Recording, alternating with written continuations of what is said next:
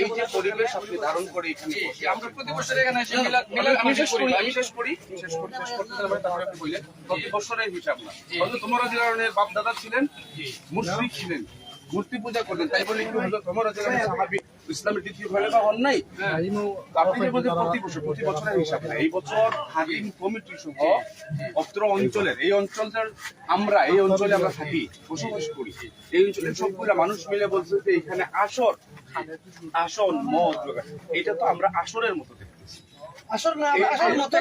আমরা তো এখানে কোনো যে গান বাজনা করার দরকার নেই। এইটা কি আমরা শুধু মিলাদ মাহফিল করি ভাই। মিলাদ মাহফিলে কি এগুলো সাপোর্ট করে? ছিল না ভাই আমাদের সাথে